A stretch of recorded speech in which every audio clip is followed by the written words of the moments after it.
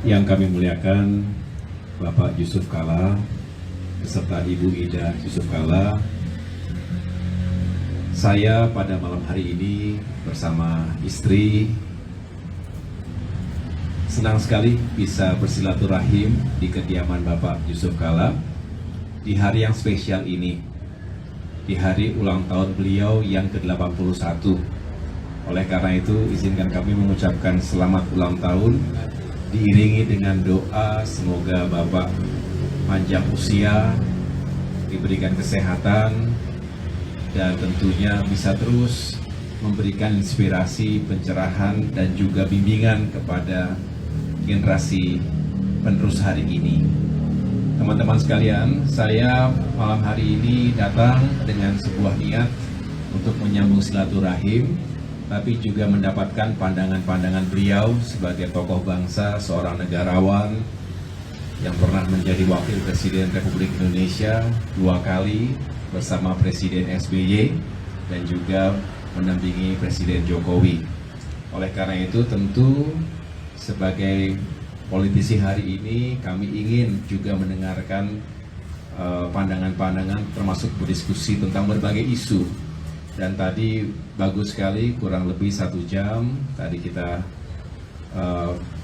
membahas tentang isu-isu rakyat, isu-isu kebangsaan yang menjadi tantangan hari ini, sekaligus bagaimana kita menatap Indonesia ke depan.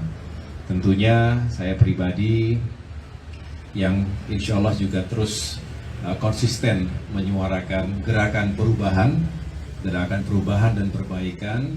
Semoga apa yang dilakukan selama ini di masyarakat dan tentunya setelah mendapatkan masukan-masukan dari Bapak Yusuf Kalla tadi menambah semangat dan tentunya menambah energi besar dalam perjuangan ke depan.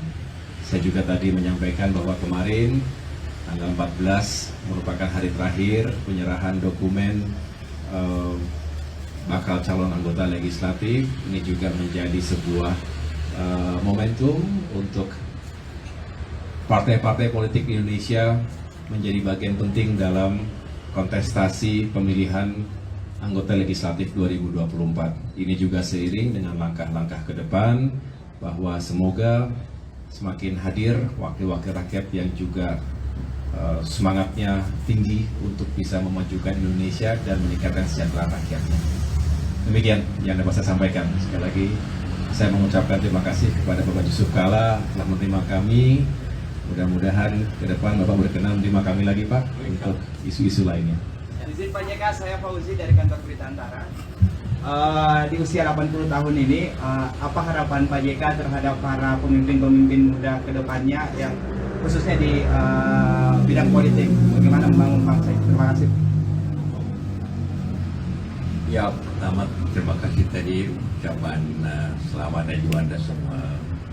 Politik itu kan mempunyai tujuan yang sama untuk memajukan bangsa ini dengan cara demokratis, dengan cara menjaga kedaulatan rakyat.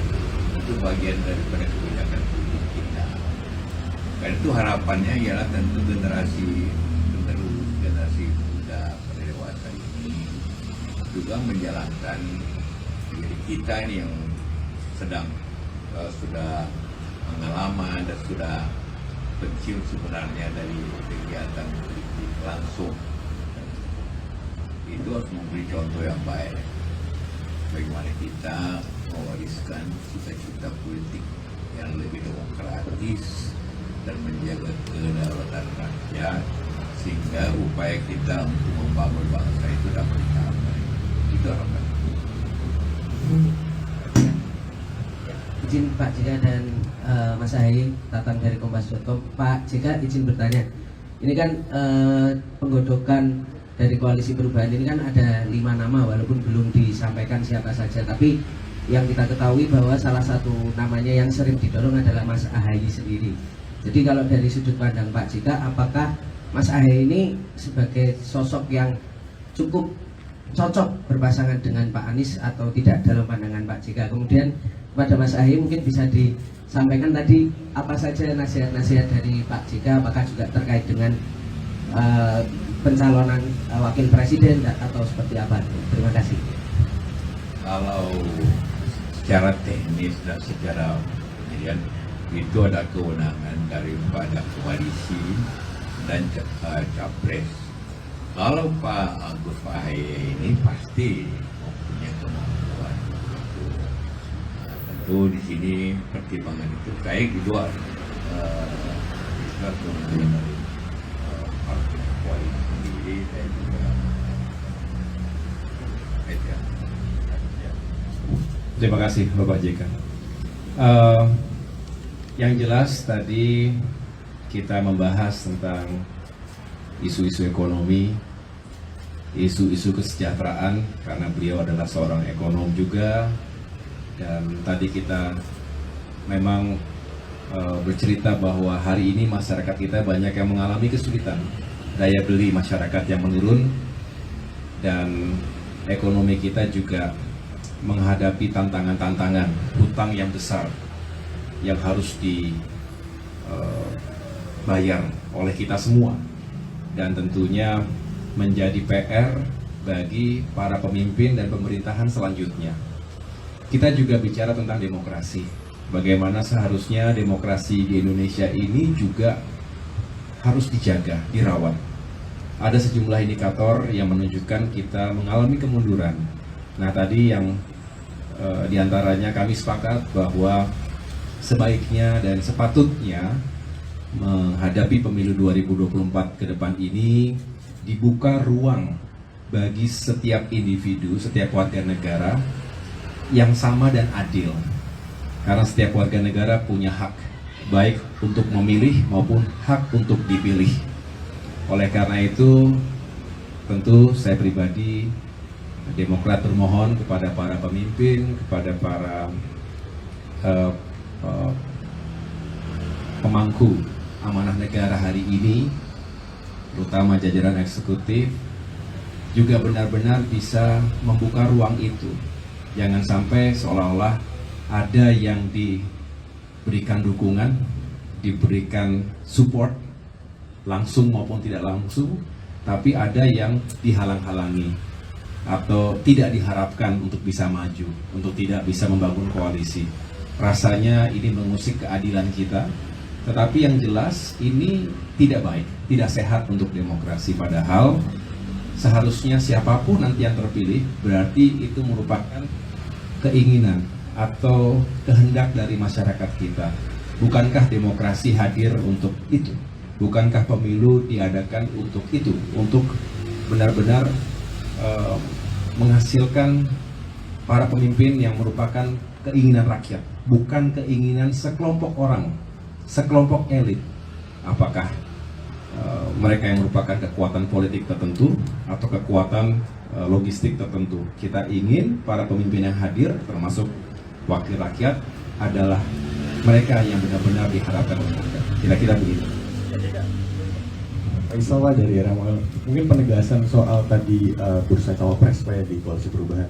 Elit PKS menyebut Mas Ahaye masuk top cawapres begitu. Dari tadi kan Pak JK sempat menyebut itu menyerahkan ke koalisi, tapi koalisi PKS menyebut bahwa Mas Ahaye top cawapres. Itu pandangan Pak JK sendiri seperti apa? Itu yang pertama Pak. Yang kedua untuk Mas Ahaye, bagaimana setelah pertemuan kemarin kan sempat ada pertemuan dengan Pak SBY dan Pak Erlangga di Cikeas begitu. Ini apakah silaturahim ke Pak JK yang selaku senior Golkar juga merupakan tindak lanjut dari pertemuan yang lalu itu? Mungkin bisa dijawab. Terima kasih. Ya, sekali lagi ini adalah kewenangan dari koalisi dan juga saya tadi sampaikan kalau Mas Ahaye ini mempunyai kemampuan dan tinggal suatu musyawarah atau keputusan oleh koalisi. Tapi banyak juga tadi sudah jelaskan sebanyak wapres itu dari anggota koalisi. Itu juga sudah sebenarnya suatu hal yang sudah menjadi bagian dari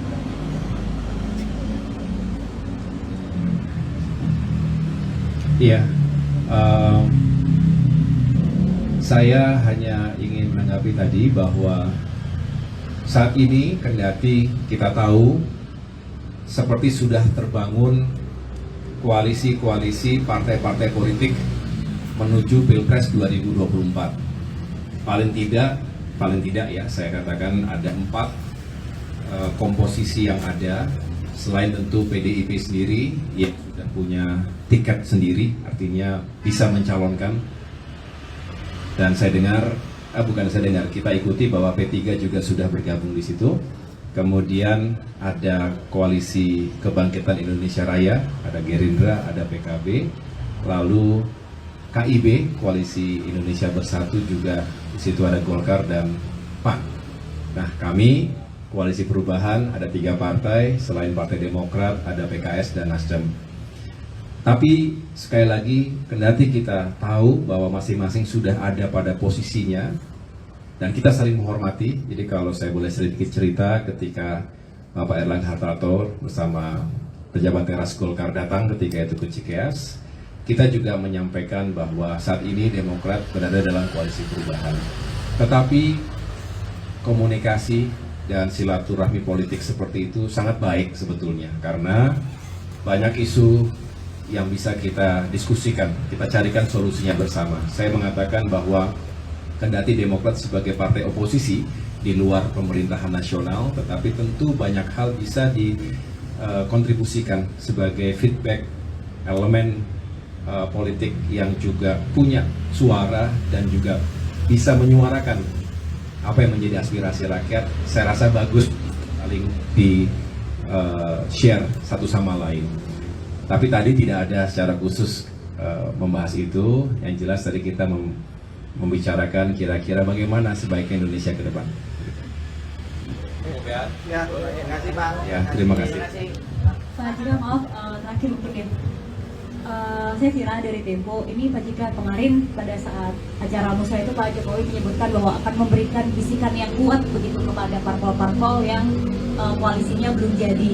Nah, tanggapan dari Pak JK ini seperti apa? Apakah pada saat Pak JK bersanding dengan Pak SBY maupun dengan Pak Jokowi juga melakukan hal seperti itu, membisiki parpol-parpol itu? Kemudian mungkin Mas Ahaye juga bisa memberikan tanggapannya soal hal tersebut. Dan yang kedua, saya Alma dari Merdeka.com. Ini kan Bu Megawati sedang menjajaki dan mempertimbangkan sosok NU untuk menjadi cawapresnya Mas Ganjar. Muncullah nama Nasaruddin Umar. Dari pandangan Bapak, bagaimana sih sosok NU ini dijadikan pertimbangan untuk cawapresnya PDIP, dan apakah pertimbangan ini yang digunakan Megawati akan disarankan juga untuk Mas Anies menggait sosok NU juga jadi cawapresnya? Terima kasih Pak. Tadi apa maksud saya? bisikan parpol. Hah? Pak Jokowi Oh, membisiki parpol. waktu kami seperti saya sering katakan, zaman Ibu Mega, Pak SBY sama sekali tidak mempengaruhi partai politik untuk memilih ini itu. Ini diberikan kepada partai-partai itu. Kemudian bahwa ada koalisi masing-masing, tentu adalah cara untuk mencapai aturan, karena ini harus mencapai 20%. Partai cuma satu yang bisa mencapai 20%, karena itu perlu koalisi. Tapi koalisi itu adalah kewenangan masing-masing. Persis kami tidak waktu jadi pendukung pemerintahan tidak. Kedua, soal PDIP dengan NU begini, selalu ada indikasi antara presiden dan wakil presidennya berbeda, supaya kalau bisnis pasarnya lebih luas. Soal jadi bukan hanya itu, dan di mana-mana. Dulu saya Pak SBY satu Jawa, luar Jawa.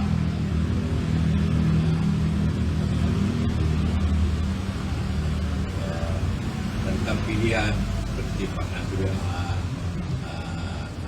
Umar, tentu juga suatu karena sebagai partai nasional tentu ingin wakilnya dari yang mempunyai ciri keagamaan. melalui mudah-mudahan itu juga tetap terjadi. Yaitu untuk menambah memperluas.